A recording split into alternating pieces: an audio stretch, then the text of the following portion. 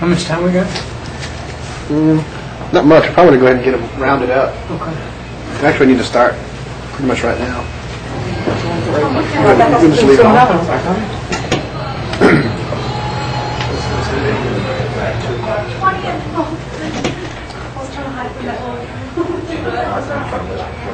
I know y'all can hear me anyways.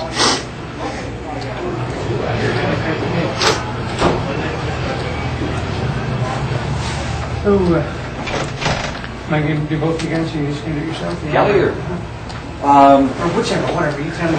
Well, Matt can come in here. You guys are actually broadcasting right now. Oh, really? Do you want to? Hi. I'm Jimmy. It's Mike. I'm tired. How are you?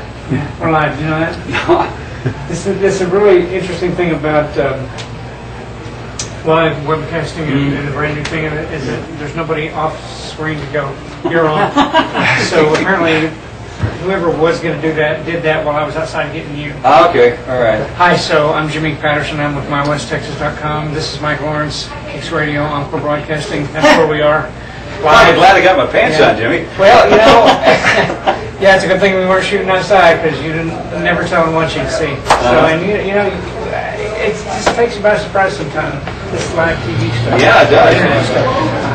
What we're here today to talk about for all you guys out there in mywesttexas.com tuning in to this webcast is something called MASH. Tell us what MASH is, Mike.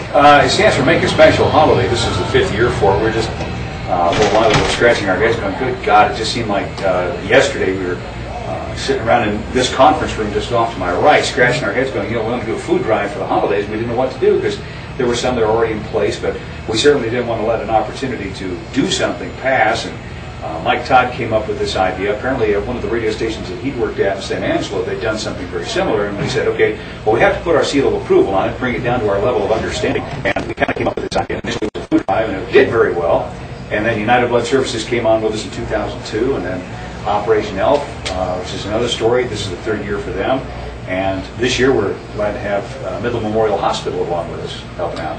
Seems to grow every year, I guess. Yeah, eventually, of course, they always look at me like I'm Dr. Ito around here because they have this nefarious plan of one day making it like a Walmart up here. Where it's going to be, we have one huge holiday drive to take care of so many needs. And again, it's not putting that out there like it is not to say that everybody else should not try. It's just if we can put something together like this, because I've seen another market, and Abilene would be a perfect example.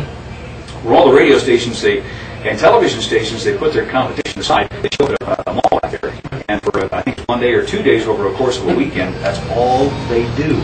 And they have this enormous turnout. So I'd like to see I'd like to get every broadcast facility out here and have one huge event that would certainly... Can we get to that? I hope so. You know, small baby steps right now. Sure. I think we could probably get there in a few years, but sometimes it just takes a little bit of time to get people to, you know, see what you're trying to do.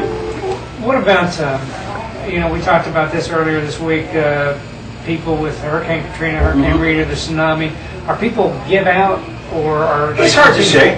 You know, these things traditionally start a little on the slow side. Today, no exception. Blood drive is ahead of schedule from where they were last year, which is good. So there's no telling how it will turn out tonight, no telling how it will turn out tomorrow. But when we talk about the relief efforts that we did with Blessings from West Texas, the first week we did 10 times more than I ever figured we were capable of doing. And then they came back, the governor of Mississippi got a hold of Bobby Hennis and the folks at FEMA and said, we need to do it again. Because there's areas in my state that have not received any help whatsoever. And we came back in a second, I was skeptical at best, saying, I don't know, thinking we might be tapped out. The second week we come back, we do twice what we did the first week. And all told, for those 2 weeks, it was 727,000 pounds worth of food, water, and supplies, just from West Texas. You spoke earlier of the generosity of the people from West Texas and the I guess what's the word I'm looking for? The reputation that we have. Yeah. It truly is amazing, and I know that, you know, I've spoken to other friends of mine in the business, and they say their markets are just as generous. But you know, I've worked in Detroit, Toledo, and Ann Arbor, and some of these other areas. Good people up there, granted, and very generous to a fault. But I've never seen anything like this down here. And probably the biggest effort ever was the Blessings in West Texas. Those 6 days that Matt broadcast out in the sun. And Matt Santiago, he was saying, because people would come up and say, you look so hot and so tired and sunburned. He says, when I started doing this, I was a white guy. But I've never seen anything like that in my life. And these people down here are just absolutely, totally 100% the most generous folks I have ever seen. Well, it's phenomenal what you guys do, and you guys do it over and over, and it's good that the people keep coming back and continuing to give every time they're asked. And it doesn't regardless who asks, people give. Well, the nice thing is here we've got what we call cradle to grave coverage. You know, you've got 97 Gold caters to people in their 50s, myself included, and Kicks, which is right in the middle, and you've got the young audience with 95X. And probably the best thing I think that we've been able to do here, Dana, Kelly, myself, and Matt, and all the good folks here at Encore, is get everybody else to get on the belief train with us. Right. Saying it's important to do this, and some of them that come from radio and TV backgrounds where they never really did this much, but all of a sudden they see that the more you put yourself out there to say, hey, look, we need help, and this is what we need the help for.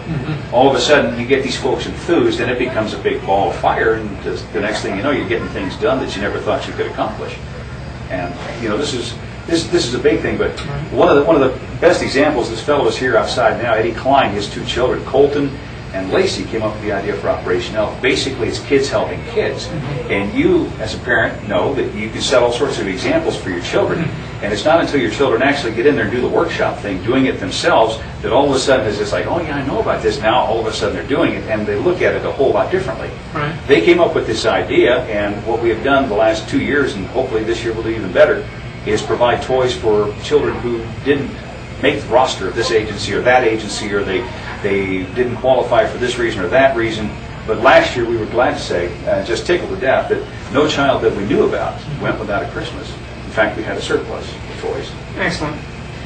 You guys will be out here from when to when? We'll be out here until 6 p.m. Saturday. I mean, you're talking overnight? Well, yeah, we'll have somebody here overnight. Okay. And how would you put it, the donations drop off when it gets really late. But there'll be somebody out there at the parking lot. Oh, yeah, yeah, armed guards and people with machine guns that you can't see, but I don't want that to get out. But well, perhaps the way to get people here after nightfall is if you play the role of Max Klinger and you come up here as someone who was on MASH dressed up in a dress. Medication getting to you, huh, Jimmy? Well, no, I was hoping it would get to you. No.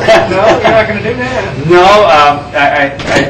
I don't need medicine to do that. No, I would do it if I could see where it would make a difference. I'd do it. Would you? Heck no, I'm not. Okay, you heard it out there. Let's get on the call Kicks, say we want to see Mike in a dress, and come give some canned food. This wouldn't be the first time. Of course, I asked Anna, she's got photos, and they go back years, but... Well, I don't know if I want to see them. You guys out there who are watching this can drop by San Miguel Square sometime today or tomorrow through 6 o'clock to the MASH, the 5th annual MASH, brought to you by Encore Broadcasting, Wadley and Midkiff. Anytime tonight or tomorrow, drop by and drop off something that'll be a benefit to somebody this holiday season.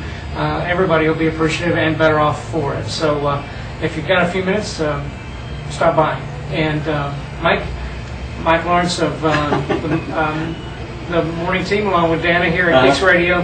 Thanks for doing the blog. Hope that's going well. We love it. We enjoy doing that. Yeah. Michael Todd's got a blog going for us there, as well as Kelly Patterson on West Texas. We're appreciative to you guys for that too, and we hope some folks come by and drop off some goodies today. Well, we've had comments from folks about this, and people have called and said, "God, we didn't know that you could write." And well, it's true. But the only thing we say with all learners is thank God for spell check. Well, and you have to use your finger when you're writing, don't you? Yes, this one here. Okay. Mike, thank you. Thank you. Appreciate it.